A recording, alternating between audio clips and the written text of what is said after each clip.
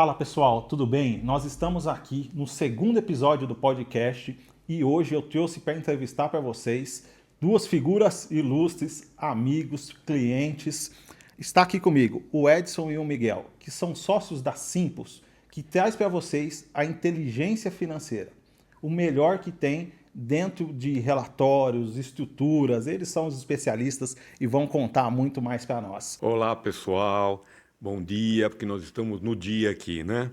Mas boa tarde, boa noite para quem estiver ouvindo. Em primeiro lugar, parabéns, Daniel, pela iniciativa e pelo sucesso que você já está atingindo aí com o seu podcast, né? Eu estou com a Simpos, a gente tem uma boa rodagem, já na área empresarial, já de muitos anos, vamos rolar aí quase 40 anos, comecei a empreender muito garoto, né? E passei muito pela área industrial e passei muito problema com a China na questão da transferência, né, da desindustrialização, né? E a coisa de 10, 12 anos eu comecei a atuar muito também com startups, e porque eu sentia a necessidade justamente de um desenvolvimento tecnológico levado para as indústrias, para que as indústrias nacionais também pudessem crescer, né? Isso depois me levou, então, a trabalhar muito na parte de avaliação de startups, etc. Eu participei muito ali com associações de classe, industriais, né? E é isso. E aí depois, devagarzinho, a gente foi evoluindo mais com a assessoria, né? Começamos também a nos especializar muito em M&A, em valuation, né, não só para startup, como uma empresa de pequeno e médio porte. E hoje nós estamos aí com a Simpos e, graças a Deus, estamos tendo bastante sucesso e bons resultados. Show, Edson, muito bom. Miguel, conta para nós aí, da onde você veio e para onde você vai. Bom dia, boa tarde, boa noite para todos, né? Quem for assistir a gente depois, prazer estar aqui, Daniel. Eu tenho uma história muito curiosa, porque eu sou natural do Rio de Janeiro. Depois eu me mudei para Salvador, na Bahia, ainda criança. Lá passei finalzinho da infância, adolescência, juventude, fiz faculdade, casei. Iniciei também minha vida profissional, até me mudar para São Paulo, onde já estou há 20 anos, né? Então, tem gente que me chama de carioca, tem gente que me chama de baiano, tem de tudo aí. Mas, assim, a minha carreira ela foi uma carreira executiva, né? Eu sou formado em ciências contábeis, depois fui fazendo outras especializações, MBA e tal. Comecei em empresas de consultoria, né? As famosas Big Four, passei por duas delas. Trabalhei quase 20 anos na área tributária, mas sempre nutrindo o sonho de trabalhar com financial services, propriamente dito, né? Onde o tributário ele entra como um componente importante, mas não o todo da coisa, né? Eu sempre fui muito encantado por esse lado mais contábil, financeiro, gestão de caixa, gestão financeira, gestão de uma maneira geral. E então eu conheci o Edson na minha fase aí, já numa segunda fase, onde eu decidi realizar um trabalho mais autoral do meu jeito, e nos conhecemos no ecossistema de inovação, mentorando startups, nos demos muito bem e decidimos então montar a Simpos, justamente com esse foco, né, de finanças estratégicas, de fazer o valuation. A gente também faz o trabalho de CFO as a Service, né, que é um acompanhamento mais estratégico do financeiro das empresas, né, focado para pequenas e médias. Basicamente, né, a gente está nessa jornada, nesse trabalho, tem sido muito, muito gratificante até aqui. Muito bom, Miguel. Eu estou muito empolgado com esse papo, porque a gente, né, se conhecemos em um cliente, né? Diga-se de passagem aí, que a gente se conheceu em um cliente, aí num determinado dia amanheceu, o cliente colocou os dois no grupo e falou: ó, a partir de agora o financeiro tá aqui, tá com o Edson, tá com o Miguel, tem formação em contabilidade, passou por grandes empresas, auditorias e tal. Aí entre nós aqui no escritório, falou: pronto, mais um, vai lá, vem problema para nós, né? Mas mal sabíamos que vocês, de fato, são aliados aos contadores, né? Aliado ao escritório, e vêm para somar. Né? E não, a gente, né, às vezes muitos escritórios tem aquela insegurança ou aquele problema, fala, vem para trazer mais demanda. Não, vem para trazer informação correta, do jeito correto, para que a gente consiga processar também dentro da contabilidade os nossos relatórios. Então, é um trabalho que enriqueceu muito esse cliente que a gente atende em comum aí já há pelo menos 2, 3 anos, ou talvez até mais, aí já perdemos uma conta. Muito bom.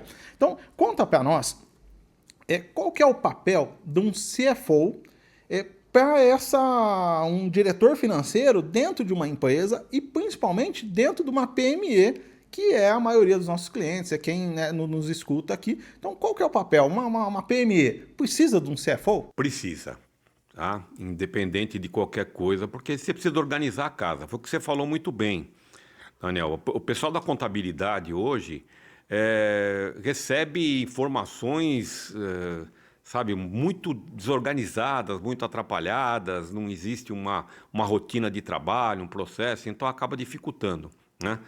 Com o CFO, você acaba fazendo uma imersão maior na empresa e você usa ferramentas que você possa analisar mais profundamente. Aí você cai para a questão tributária, inclusive, questão de desenvolvimento, investimento, gastos, né? Despesas, gastos, vendas, lucratividade, enfim, a gente acaba olhando tudo isso daí.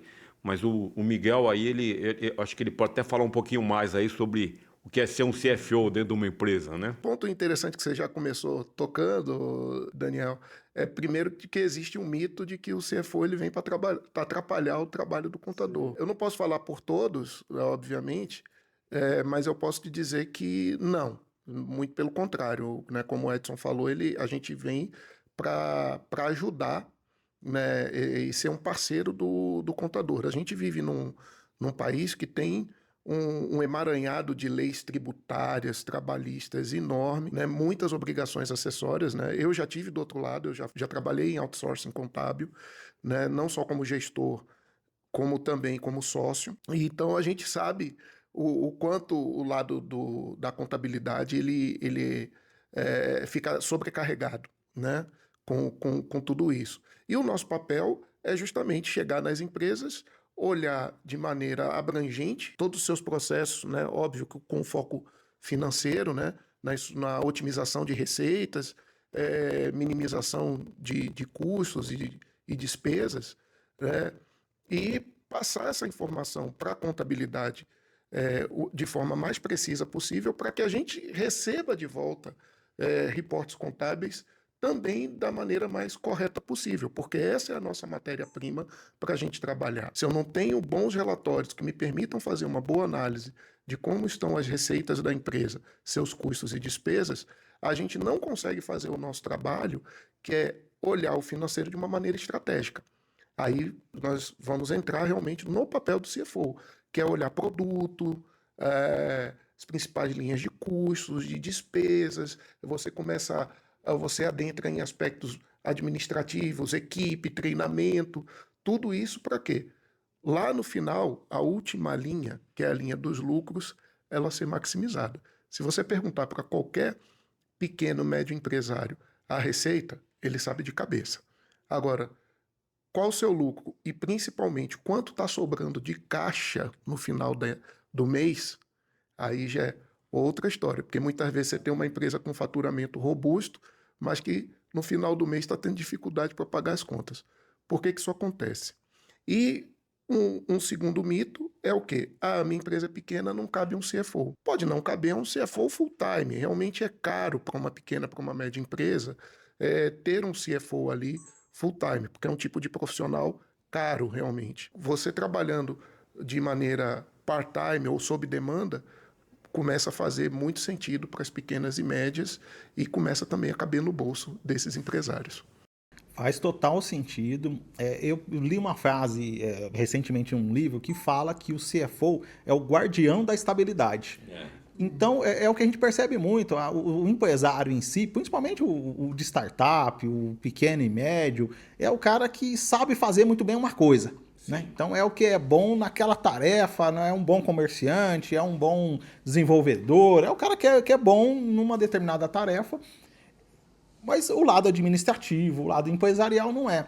E muitas das vezes ele terceiriza para alguém próximo da família, por conta de confiança, para um amigo, para alguém que não tem essa capacidade técnica.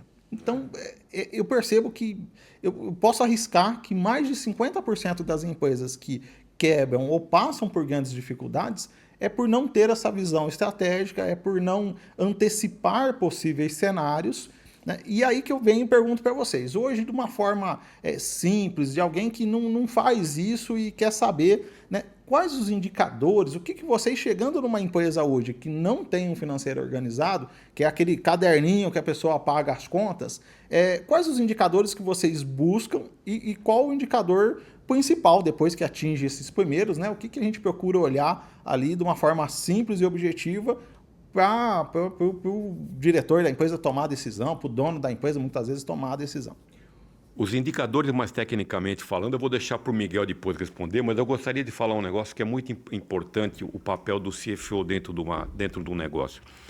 E com a nossa experiência e com quem nós já nos deparamos, né? A minha experiência também como empresário, que eu já falei aqui no começo, você tá numa empresa, invariavelmente você luta para ter um crescimento. Você quer crescer, você quer desenvolver mais, você quer lançar um outro produto, você quer ter uma nova linha de produto dentro do seu negócio, ou industrial, ou você vai comercializar aquele produto. O que você precisa fazer? Que a gente sente muito essa necessidade. Você tem que simular o quanto você vai gastar, o quanto você vai investir nesse produto e lá na frente o quanto que realmente ele vai te dar de lucro ou ele vai começar a te trazer prejuízo. Quanto tempo você vai chegar no break-even? Qual vai ser a margem de contribuição desse produto? Então, e não só isso, às vezes uma empresa ela busca uma ampliação. O sujeito às vezes tem uma loja ou uma fábrica, ele quer montar uma segunda unidade. Ou uma fábrica, ele quer fazer uma ampliação, ele quer investir em novos equipamentos. Pô, eu vou comprar mais equipamento, eu vou produzir mais. Eu vou produzir mais, eu tenho mercado para isso. Eu tenho esse produzir a mais, quanto que vai me custar? Vai entrar dentro do meu custo? Esse novo produto, de fato, qual é a concorrência dele, etc. Então, quando a gente, como CFO, a gente olha isso num todo. A gente olha o mercado, olha tudo isso e a gente faz uma simulação. Tá? O que pode acontecer? Olha, vai que é bom ou recua que não está dando certo ou vamos estudar e vamos rever todo esse projeto de novo antes de realmente você entrar de corpo e alma no negócio, gastar dinheiro, etc. E depois, poxa, não deu certo. E acaba prejudicando até o core business da empresa. Né? Isso é fato que... Às vezes o empresário procura, principalmente aquele empreendedor nato, né?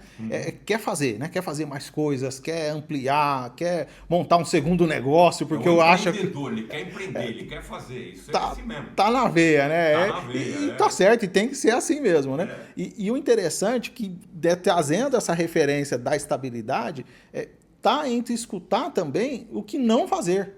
Exato, o que não vender. Exato, Às vezes a gente está tão preocupado não vender mais, muitas das vezes o não vender mais, né? O não vender determinado produto, o segurar a demanda é importante, porque às vezes você não tem caixa para manter o estoque, né? Você vai produzir e vai vender mais, mas eu recebo com 90 e pago com 30. Perfeito. Essa é uma coisa muito natural que a gente se depara muito. Nós deparamos com empresa que ele fazia compras para pagar em 15 dias...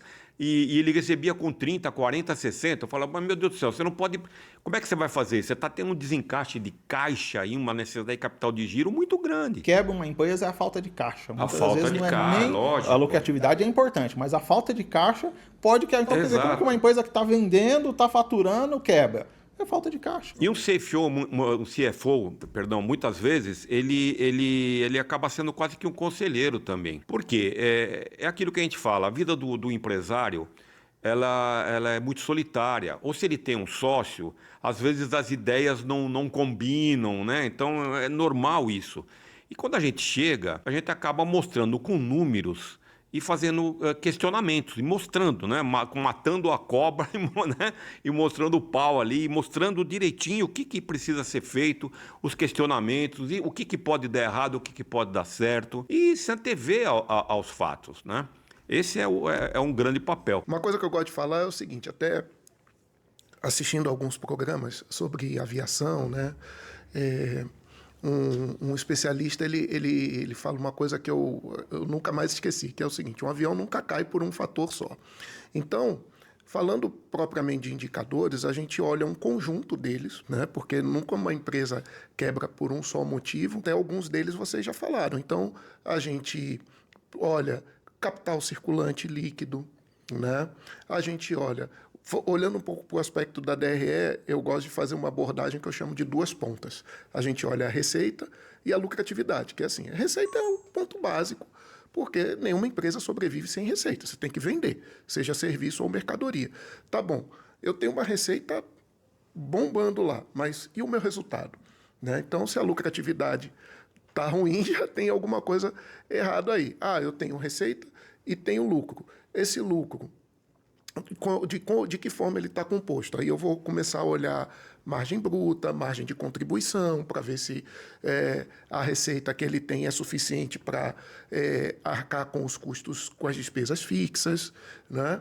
Aí no lado do balanço, a gente vai olhar também, além do próprio capital circulante líquido, a gente vai olhar o nível de endividamento da empresa, né? A parte de retorno sobre ativo, né? Será que ela tem um parque de ativo e isso está dando um retorno robusto para a empresa, ou tem um ativo que está subutilizado? Entra um trabalho fundamental, que é de você olhar os relatórios contábeis, né? Principalmente no caso da pequena e média, balanço DRE. Então, uma coisa que é muito importante, e assim que a gente pisa numa empresa, a primeira coisa que a gente pede são os reportes financeiros, balancete, DRE, e pede para falar com o contador, né? Então, eu quero conversar com o contador, e aí a gente, para saber, porque às vezes é comum você chegar com uma empresa que não tem balancete faz 6 meses, entendeu? Então, a gente primeiro tem que se cercar dos reportes para poder confiar minimamente naqueles números, para poder fazer essas análises desses KPIs, né, que a gente chama, né, dos índices chave, assim, das medições chaves, para daí sim a gente vai... isso é o fio do novelo, né? E vai desdobrando em várias coisas. É onde começa tudo. E o interessante é que na contabilidade nós temos alguns indicadores também, e esses indicadores eles são mais passivos, né? Já aconteceu. Então a contabilidade nós vamos analisar no trimestre, no semestre, no fechamento do ano, mas já aconteceu toda a transação. Sim. Então até que você analise esse indicador e resolve tomar uma decisão, já passou 1 ano e meio do fato gerador. Né? E vocês não, o serviço do financeiro estar ali no coração da empresa, estar no dia a dia, estar produzindo os fatos, né? E a contabilidade registrando esses fatos produzidos. Né? Isso que é Exatamente. Uma das diferenças é que a gente atua de maneira prospectiva. Né? Agora, eu não consigo fazer uma previsão assertiva. Óbvio que toda previsão ela tem um percentual ela nunca vai ser sempre realidade. Existem fatores externos que você não controla, mas para você fazer uma boa previsão, você tem que ter reportes confiáveis para você ter o histórico do passado e falar, poxa, essa empresa, por exemplo, ela vem numa curva de crescimento, ou ela tem um ciclo de receita que é sazonal. Então, determinada época do ano, aquilo é característico do negócio ou é uma anomalia daquela empresa especificamente. Então, tudo isso você analisa o quê? Dados. Né? Dados, hoje em dia, é tudo. Né? Então, aí o segundo passo que a gente olha, que é muito comum, aí você não tem dados muito confiáveis. Aí vem o segundo passo, que aí entra também o nosso trabalho de entrar nos processos. Perfeito, perfeito. Que esse trabalho de entrar nos processos é muito conhecido como BPO, né? A terceirização do financeiro. Sim, perfeito. É o trabalho de estar junto ali, né? Sim. Então, posso concluir que, e vocês, né, lógico, acrescentem aí que vocês são os especialistas, o CFO é como um gerente, a pessoa que vai analisar a informação, vai ter informações estratégicas e tudo mais. O BPO já é o mão na massa, aquela pessoa que vai entrar ali no dia a dia, inserção no banco, ligar para cliente, fornecedor, que vai ter, né? Me contem um pouquinho mais da diferença entre o CFO e o BPO. Não, basicamente é isso aí que você falou. O BPO é o dia a dia, é a rotina, né? E, obviamente, já vai um acompanhamento perfeito. Pô, estamos com atraso no recebimento, um atraso no pagamento, tem uma questão tributária, tem, enfim, você está olhando ali o dia a dia mesmo, folha de pagamento, serviços terceirizados, é uma série de coisas que você tem que estar olhando ali, né? Datas de vencimento, cobranças, pá, então é o dia a dia mesmo, né? E depois, obviamente, o CFO ele se baseia muito no que passou naquele mês e como vai ser o mês seguinte. Tem uma velha máxima, né? Que se fala muito do previsto e do realizado. A turma, às vezes, não olha muito para isso. Mas você tem que trabalhar. Pô, eu previ isso e não realizei.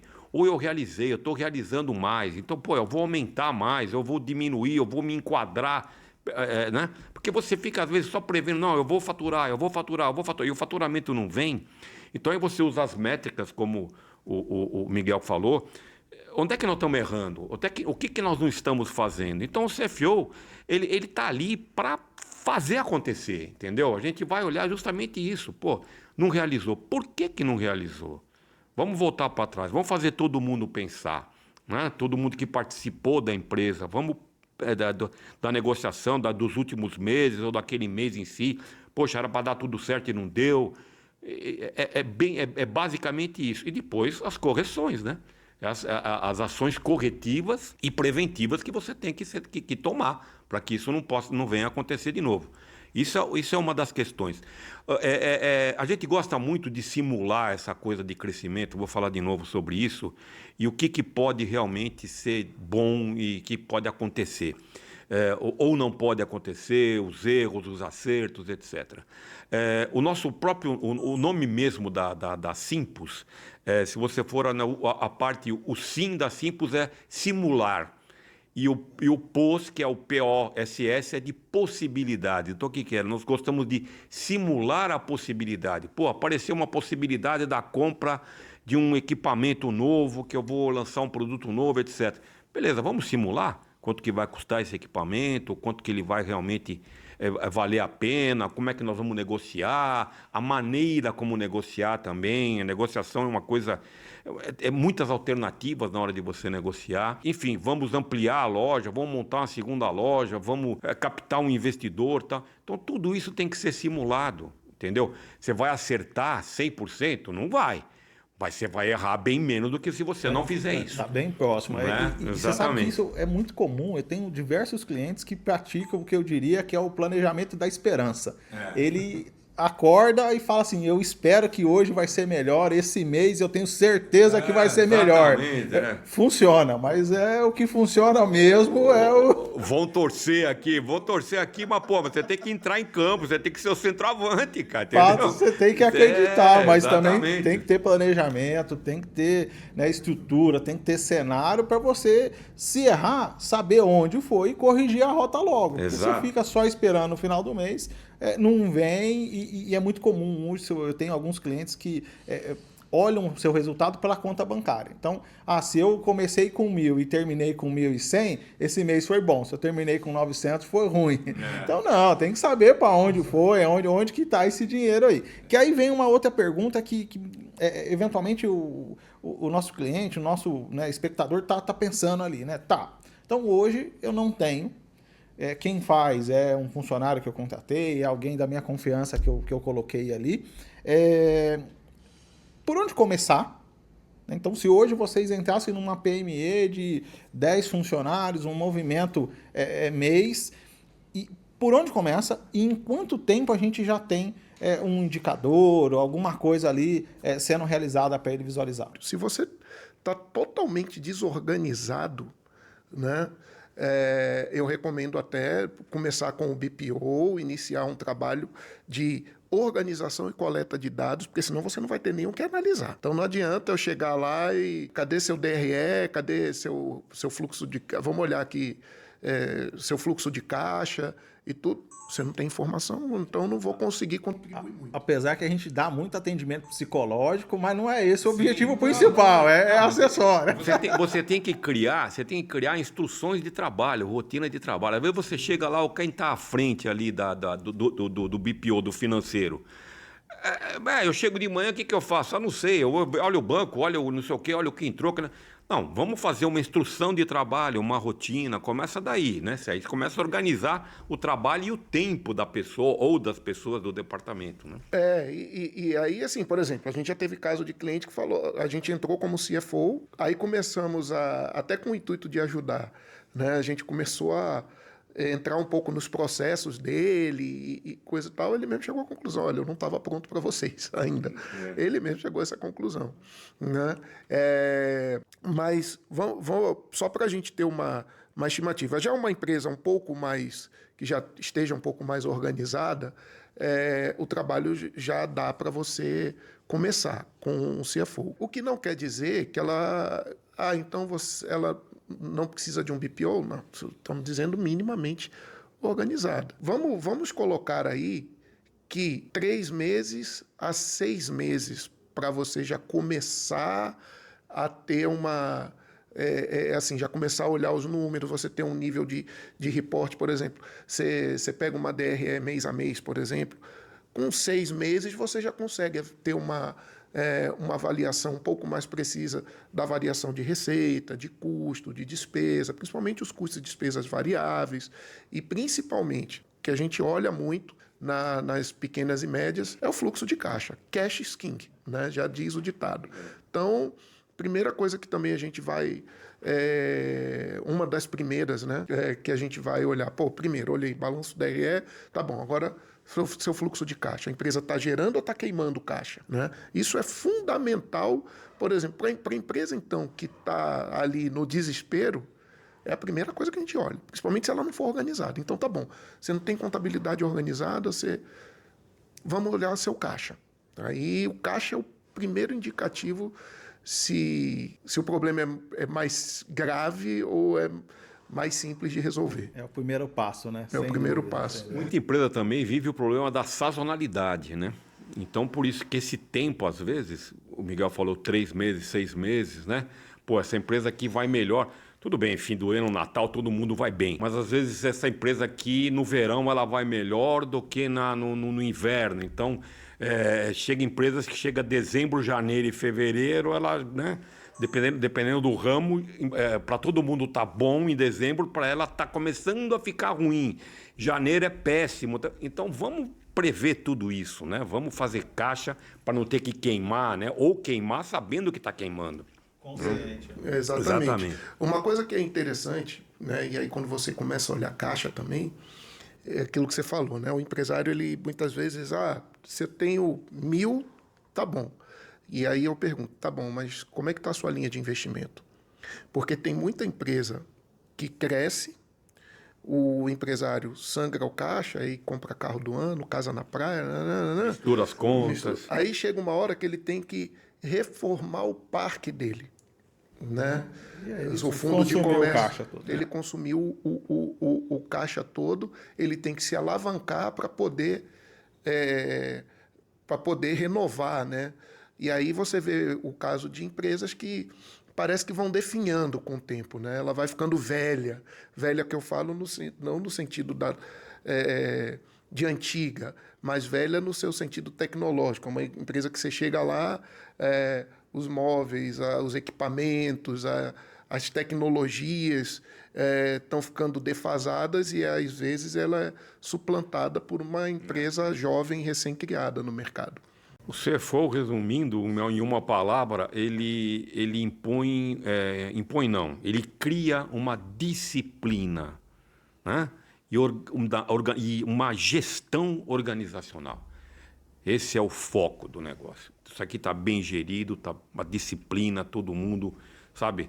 Cada um no seu quadrado, cada um sabendo o que faz, cada um sabendo até onde pode ir, principalmente na parte financeira, envolvendo sócios, etc. Agora que estamos vivendo naquela era da IA, do chat GPT, entre outras inteligências artificiais ou não, o que tem dentro do financeiro, dentro do mundo de vocês, que pode trazer para nós de automação, de inteligência, para melhorar ainda mais os processos? O que a gente percebe é que a tecnologia se tornou muito mais acessível. Vou te dar um exemplo. Por exemplo, BPO, tradicionalmente a contabilidade nas pequenas e médias sempre foi terceirizado. Mas o setor financeiro, acho até que você já mencionou isso aqui, Daniel, normalmente era tocado pela esposa, por um cunhado, por um irmão, um primo. A confiança, né? Era coisa da confiança e que muitas vezes aquela pessoa que estava ali tocando seu administrativo financeiro ou seu financeiro não era que tinha o melhor perfil para aquilo. Mas como era da confiança do empresário, por ser um amigo de longa data, um parente próximo, era aquela pessoa que ficava ali. Muitas vezes o cara não deu certo emprego nenhum, vai fazer Bota aí no financeiro. bota aí no financeiro, né? Pela confiança. Principalmente o cunhado. Principalmente. Genro também, né? Nora. Sogra não, hein? Sogra não, porque já. Muito isso.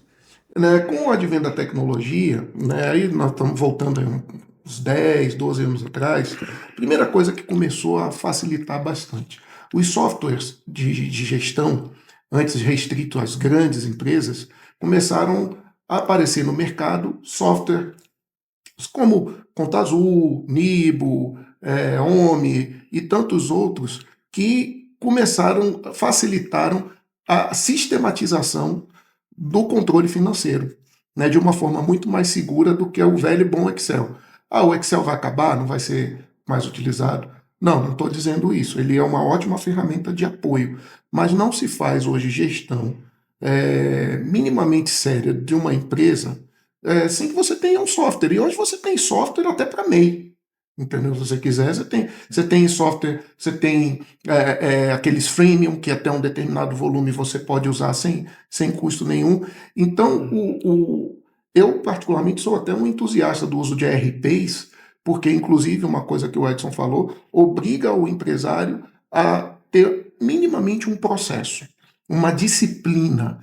Eu tenho que lançar as notas fiscais que eu emiti aqui no sistema, porque senão eu vou me perder. Então, isso já começa. Então, é muito comum a gente entrar em clientes que já têm um faturamento significativo, já na casa de milhões ano, e o cara está controlando a empresa no Excel. Entendeu? Sim. Não funciona, não dá. Entendeu? Centraliza muito, né? Os impostos ficam atrasados, os dados são facilmente corrompíveis. Então, hoje, com baixo investimento, ou até nenhum, no caso dos microempresários, você já consegue trabalhar com sisteminha, com um software. Depois você vem com ferramentas que a gente chama hoje de BIs, para gerar gráficos, relatórios, que aí você tem um apelo visual, né? Então, e agora combinando com inteligência artificial, que ainda é uma coisa nova, a gente ainda está aprendendo a lidar com isso, mas que daqui a alguns anos já vai ser a coisa mais natural do mundo. Então, assim, eu diria que a tecnologia ela não só é uma aliada, como ela é fundamental e ela facilita esse trabalho. Eu preciso dominar a tecnologia. Eu não sei fazer uma linha de programação, já até tentei aprender. Mas se você for um bom usuário, eu, por exemplo, sou um bom usuário de sistema. Tem que ser disciplinado, né? Você tem que usar. Se você for um bom usuário de sistema, excelente, e souber o que está acontecendo, das tendências, né, quais são as novas tecnologias, aí você vai saber aplicá-las no seu dia a dia da melhor forma e elas vão ser um grande aliado. E isso é interessante que tem eu fiz um teste com uma das empresas nossas, na Conta Azul, ela tem agora um banco digital, como muitas outras aí, fintechs, e você, para pagar uma conta, você já tem que dizer... Tá perigoso falar em fintech agora. Cuidado aí. Mas é daquela legítima. Você, para pagar alguma coisa, você já tem que colocar lá, paguei tanto dessa água. Eu tenho que dizer o que é, e ele já vincula no ERP, no próprio sistema, então do banco Conta Azul já vai para o sistema Conta Azul, ele tudo bem parametrizado, já sai no relatório, que aí é onde vocês conseguem trabalhar, já tem a aba contabilidade que a gente consegue puxar a informação, quer dizer, então tem que ter uma certa disciplina de parametrização e seguir aquilo lá E se você trabalha com bancos hoje, quase todos os grandes bancos de varejo, como Bradesco, Santander, Itaú, Banco do Brasil, ele já tem APIs com esses sistemas que você já consegue automatizar o seu processo de conciliação. Então você acorda de manhã, você liga o computador de manhã, né, abre a tela ali, já aparece, tantas contas para conciliar. Você já entra lá e você já consegue, por exemplo, fazer as baixas automáticas. Então, isso te dá um nível de produtividade muito grande e é aquilo que a gente sempre fala, sobra tempo para você fazer análise, para você analisar, poxa, essa despesa aqui, e não simplesmente você vai lá ver isso aqui está esquisito, mas depois eu vejo. E vai lançando, vai lançando. Não, a tecnologia ela serve para isso. Aquilo que é operacional, repetitivo, você automatiza para sobrar tempo para você fazer análise. E a inteligência artificial ela vai entrar onde? Já te, te ajudando nessas análises, né? Já sugerindo, já, né? Às vezes por onde eu começo. Óbvio que sempre vai ter que ter a criticidade do ser humano. Isso faz sentido ou não faz? Isso se aplica nessa realidade? Não, não se aplica. Mas ela vai te ajudar muito a te apontar caminhos, a te dar direcionamento, ou seja, otimizar o seu, Economizar tempo, otimizar o tempo. otimizar o tempo, o trabalho. É. E tempo é dinheiro, né? E aí, digam para mim, né, como que a gente consegue trabalhar juntos para entregar o melhor para o nosso cliente, né? Então, onde que nasce, né, o serviço financeiro, embora é quase um resumo de tudo que nós falamos até agora, né? O resumo do financeiro, do CFO, do BPO e a contabilidade, né, juntos a gente consegue entregar um trabalho de muita qualidade para o cliente, de muita qualidade para o empresário, para o empreendedor, tomar sua decisão, né? Então, eu acho que é nesse momento que a gente tem que realmente unir forças e integrar os trabalhos para que seja bem feito e tenha um resultado. E agora mais do que nunca, né, Daniel? Não vamos esquecer que a partir de janeiro nós já vamos começar na reforma tributária, tá? A princípio, dizem, né, vai ser para melhor, muito embora alguns setores vão ser um pouco mais prejudicados, outros menos, enfim, a gente vamos ter que partir para a prática. Então, uma empresa hoje, se não estabelecer uma convivência com o dia a dia financeiro e administrativo da empresa, no caso, um BPO, um CFO, juntamente com a parte da contabilidade, a coisa vai travar. Porque não vai ser brincadeira. A coisa está parecendo que é simples e tal, mas, sabe, a gente já está um pouco calejado, porque é o que a turma fala. No Brasil nós vivemos um manicômio tributário, então, putz, é um monte de alternativas. Agora, a princípio, seria para reduzir, para melhorar, né, o tipo de imposto, para unificar, etc. Mas como é que vai ser isso? Sabe? Porque vai Como é... conviver ao mesmo tempo com os dois regimes, né? Com os dois sistemas. Esse Exatamente, é o grande exatamente. desafio. Então, eu acho que uma empresa contábil hoje, que ela vai se deparar com uma empresa que ela não está minimamente organizada para fornecer tudo aquilo, toda aquela documentação que de fato a parte contábil tributária necessita, vai ser difícil, vai travar o negócio e erros vão acontecer. E são erros que depois a gente sabe, pô, errei, paguei a mais, paguei a menos, tomei uma multa. Paguei a mais para me não resolve nunca mais. Então, quer dizer, tem que ter muita atenção. E para você, nosso cliente, que se pergunta, mas e a reforma tributária, né? O que vem por aí?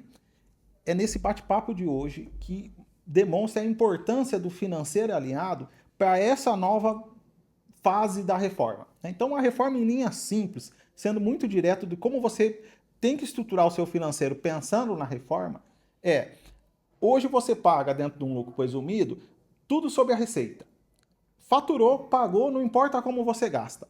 Esse imposto ele tende a dobrar, de acordo à evolução da reforma, sob uma base menor. Então vai importar como você gasta, como você tem os custos. Daí que o seu financeiro tem que estar muito alinhado com todas essas despesas lançadas para que a gente pague o imposto sobre a margem e não mais sobre o bruto. Então, se atente, organize o seu financeiro enquanto é tempo. E aqui, Daniel, ainda em cima da sua pergunta, eu vou contar um caso. A gente estava falando aqui no bastidor, em off, né? Do caso de um amigo meu que assumiu a gerência financeira de um escritório de advocacia. E a primeira coisa que ele fez, eu vou ligar para o contador. Aí quando ele ligou para o contador, graças a Deus, Tem alguém porque agora para eu agora falar. tem alguém agora para eu falar. Eu diria que é um círculo que se fecha. Então você tem primeiro o financeiro alimentando as primeiras informações do contas a pagar, do contas a receber, aquela operação de tesouraria, isso depois, e a primeira classificação ali da natureza das receitas, das despesas, dos custos. Isso vai para a contabilidade, que faz o registro correto, né? A devida escrituração, né? Eu sei que é um pouco anacrônico esse termo, mas a compilação desses dados, aí junta a eles os dados não financeiros, né? Como provisões, depreciações, faz todos os cálculos trabalhistas, tributários e devolve isso para o financeiro. Então, se o início do círculo ele não funcionar bem, eu vou ter problema aqui, e aí o círculo não se fecha, né? Então é tudo cíclico. Então são áreas, vamos dizer assim, irmãs, que se não caminharem bem coordenadas, vai ter problema em algum momento. Agora um assunto que está em alta e é de extrema importância, como tudo que a gente trouxe hoje, o valuation. O que é o valuation? O porquê as empresas de um tempo para cá têm se falado tanto, têm procurado isso? Né? Então contem para nós o que é e se o valuation é para todo porte de empresa, porque é uma expressão conhecida, é algo que as grandes empresas sempre fizeram, né? Mas hoje a gente percebe que tá chegando mais perto, né? Então o que é e como se aplica para pequena e média empresa, para startup que está começando e tudo mais. É isso mesmo, ele se aplica para qualquer tamanho de empresa. Tanto é que para startup se aplica, e startup é um valuation sobre hipóteses, é uma ideia e o quanto até onde ela pode evoluir, né? E isso aí, nós começamos a conviver muito com isso do valuation nas startups, porque, como eu falei, eram hipóteses. E nós vamos buscar essas hipóteses aonde? Onde nós vamos fazer essas perguntas, onde nós vamos obter essas respostas? Então é toda uma técnica, né? Técnicas de mercado. Você vai passar por concorrência, por o quanto que eu vou investir, o quanto que o marketing vai me trazer de retorno. Vamos fazer um MVP para ver se o meu produto realmente ele endereça, se ele tem consumo, enfim, se é tudo aquilo que eu imagino realmente é viável, enfim, é uma série de coisas. Agora, o valuation, vamos nos basear mais ou menos como a gente trabalha no valuation, né?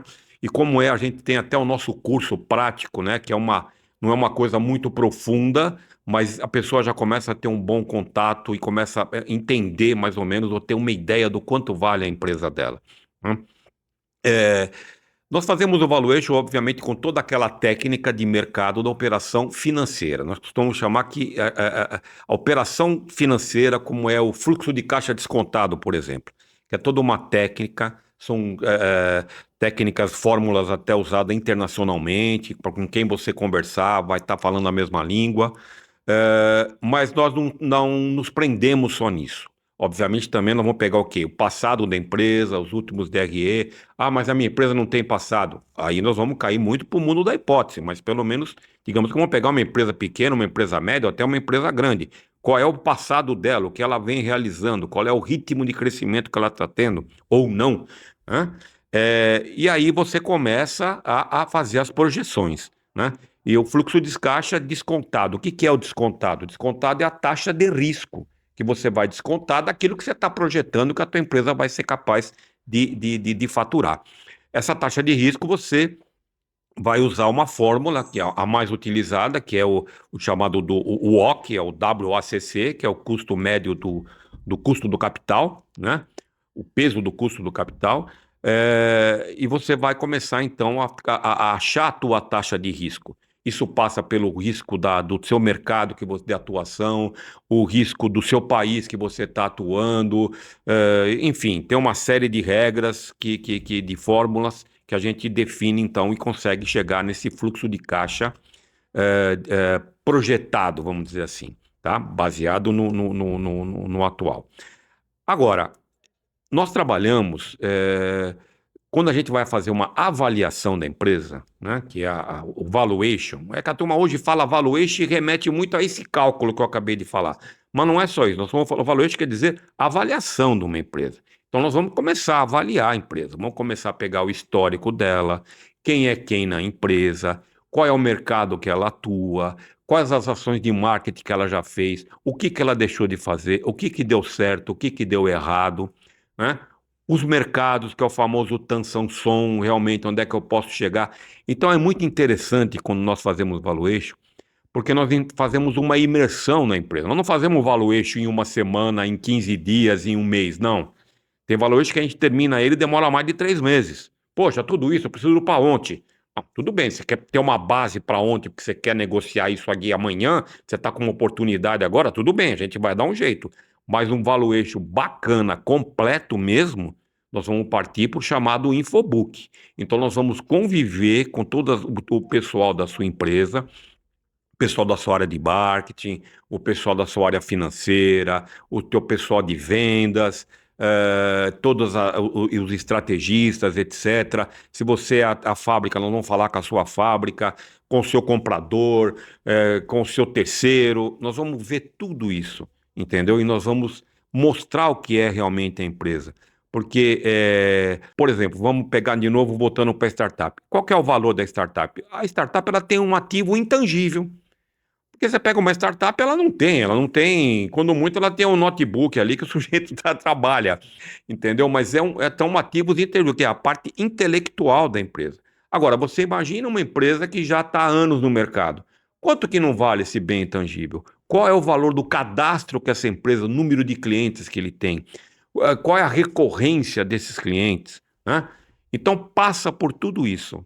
Então, o nosso curso que eu estava me referindo, ele vai mostrar isso. Ele vai mostrar que a operação financeira, óbvio, acaba sendo a parte maior, né? Mas quando você vai demonstrar o potencial da sua empresa, você tem que entrar em tudo isso, em todas essas questões de mercadológicas do mercado, o teu passado, o teu presente, o teu futuro, e quem é quem, qual é o seu time, tá? O que que você já fez de errado, por que que deu errado, vamos tentar fazer dar certo. Enfim, nós entramos em tudo isso. Vamos analisar muito bem analisar a sua concorrência, os seus diferenciais competitivos, a sua proposta de valor do seu produto. Então, quer dizer, é todo um estudo bastante complexo, tá? A gente procura mostrar um pouco disso no nosso curso, a pessoa ali se dedicar ali, tanto é que quando a pessoa assina o contrato e se inscreve no nosso curso, ele tem lá 18 meses para usar, porque ele vai ficar olhando toda hora ali, na hora dele montar, porque a gente incentiva para que a pessoa monte o dela mesmo, ela mesmo faça, né? O curso de valuation é um verdadeiro guia de como fazer o valuation. Exatamente, exatamente, tá? E aquilo que eu falei, todos os ativos intangíveis, os ativos tangíveis, né? Aí já entra até a parte contábil também, né, Daniel? Porque às vezes tem muita empresa que você chega e você fala, pô, você não tem nenhum levantamento de ativo, então quer dizer, como é que você vai lidar com a amortização, com a depreciação, se você não tem nem controle do seu ativo? Então vamos olhar tudo isso, vamos atualizar o seu ativo, tá? Enfim, passa por toda uma série de coisas, e depois tudo isso é uma somatória que você chega num valor que a pessoa interessada em comprar a tua empresa, ou a pessoa interessada em associar com você, não só isso, ou uma divisão societária, né, quem vai comprar parte de quem, etc., passa por toda essa avaliação. Certificações, né? Sim, as certificações intangíveis, muito bem lembrado. Empresas que são reguladas, né? Então, por exemplo, eu conheço pessoas que têm empresas que importam equipamentos médicos cirúrgicos, ficaram um ano sem poder operar a empresa porque ainda não tinham todos os registros da Anvisa, né? Então, se você já tem uma empresa que já tem todas essas... Sem dúvida. Né, isso é um ativo importante, né? Sem dúvida. Não, todos esses órgãos reguladores, né? É muito difícil você conseguir.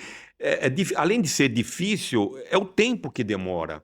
Então, quer dizer, você chega numa empresa, isso tem um valor inestimável. Então, quer dizer, você está abreviando, né?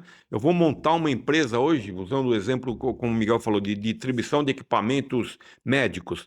Pô, se eu monto ela hoje e eu não tenho nada, até eu começar a ter um faturamento, eu vou demorar. Ao passo que se eu adquirir uma que já tem isso, já está facilitando Já muito o sai meu e já caminho. tem. Eu vou me associar a uma empresa que já tem isso. Já tem clientes e tudo Exato. mais funcionando, né? Exato. É interessante que eu tive acesso ao curso de Valuation e o que eu achei melhor dele é que a linguagem. Então, é um curso feito para empresários. Sim, então, é um sim. curso feito para o usuário entender, como eu comentei, é um guia. Então, é um guia feito para empresários acessar e preenchendo junto com o seu contador, junto com o seu financeiro, junto com a sua área comercial, enfim, é multidisciplinar, né? Para ele saber o passo a passo, porque muitas das vezes o empresário quer vender a sua empresa, e aí nós não estamos falando muito de startup, mas o curso também é voltado para empresas de forma geral, né? Sim, Então, sim. o pequeno comércio, a empresa, a prestadora de serviço, a indústria, enfim.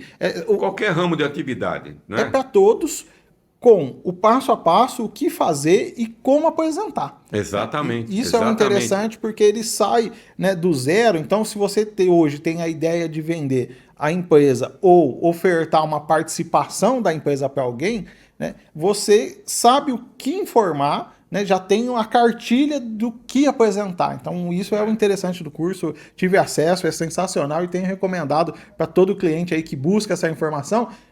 Você não vai chegar com o balanço debaixo do braço e o seu catálogo de produtos, né? Eu quero tanto. Não, você tem que apresentar todo por completo. Tem que convencer a outra parte, lógico. Para dar valor à sua empresa, porque senão você lapidou ela por tantos anos para depois chegar num papel qualquer para oferecer. Não, é nessa hora que vai e tem que seguir, né? E tem um caso interessante, desculpa, Edson, Não. mas tem um caso interessante também que a gente já foi procurado, por exemplo, por empresas que queriam abrir franquia, por exemplo. Elas estavam em dúvida se expandiam através do modelo próprio ou através do modelo de franquia. Então, elas queriam fazer o valuation, porque se você vai expandir através do modelo de franquia, você tem que saber quanto vale seu negócio, o potencial de geração de caixa, de receita dele.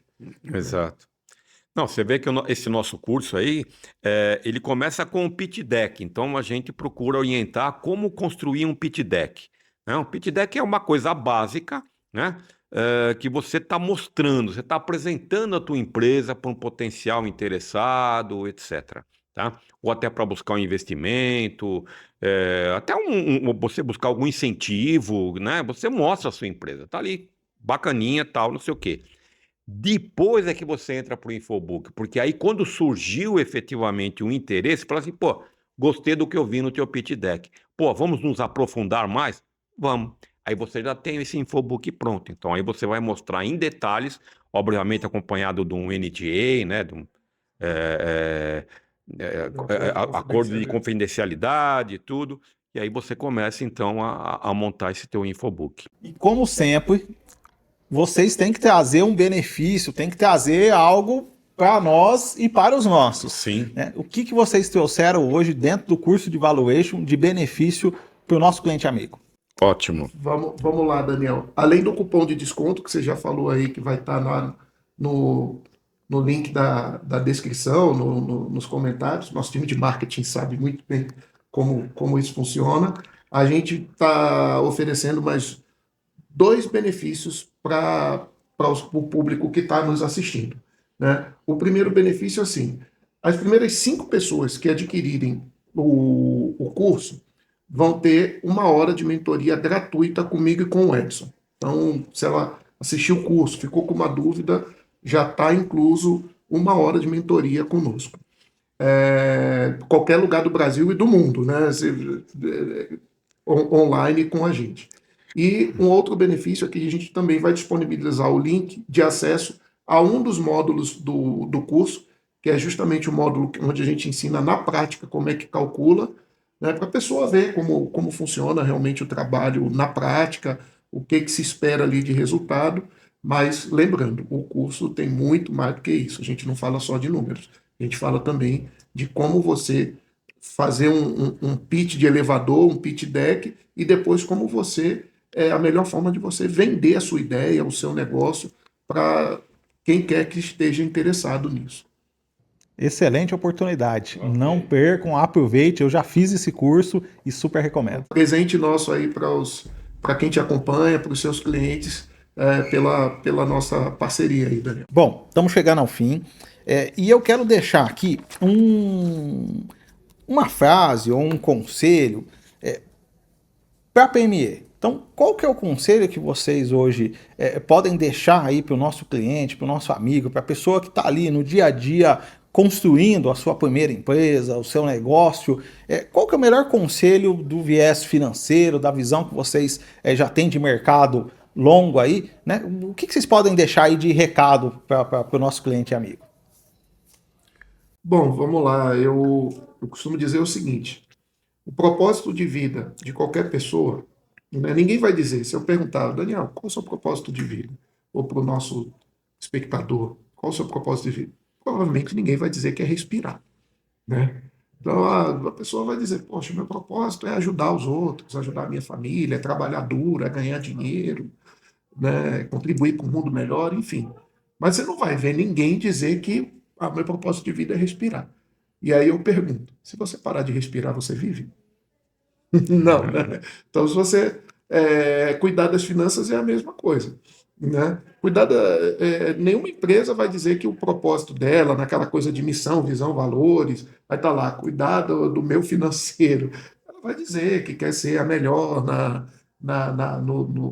área de atuação dela, fornecer os melhores serviços, os melhores produtos, trazer a maior satisfação para o cliente. Só que ela não consegue fazer nada disso se, por um acaso, deixar de cuidar do seu financeiro, né? A gente falou aqui muito de caixa, né?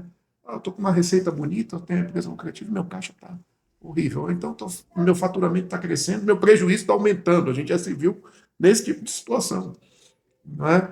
Então, o cuidado com o financeiro, ele é fundamental para que a empresa continue respirando e, consequentemente, existindo. Esse é o meu recado. É isso aí, muito bem. De minha parte, eu gostaria de usar uma frase de um camarada empreendedor, o nome dele é Steve Blank. Ele costuma dizer que a solução para as empresas, para o seu produto, etc., ela não está dentro da sua empresa, você conversando numa mesa de reunião, você com teus sócios, com a tua equipe, etc. Você tem que buscar as respostas saindo do prédio. Ele usa essa expressão, saia do prédio. E quando você vai sair do prédio, você vai ter contato com os consumidores do seu produto. E eu vou mais além, eu vou completar. Saia do prédio e saia do seu mundo que você vive ali só com as opiniões dos seus sócios e da sua equipe. Busque minha opinião, busque um consultor, tá? Eu falo, eu como experiente, eu fui empresário, tá? E todas as vezes que eu apelei para uma consultoria, quer queira na parte industrial, quer queira na parte de vendas, na parte de marketing, financeiro, principalmente, eu tive muito sucesso, porque eu clareei as minhas ideias. Então, é esse o incentivo não porque nós estamos aqui como consultor, mas é necessário. Sensacional, agradeço muito a presença de vocês aqui hoje, foi enriquecedor, né, todas as falas, as informações, o acesso ao que vocês trouxeram aqui. E você, nosso cliente, não esqueça, cuide da saúde financeira do seu negócio. E para isso tem que haver dedicação, tem que haver empenho e profissionais adequados para te auxiliar, para te levar ao rumo do sucesso que você tanto busca.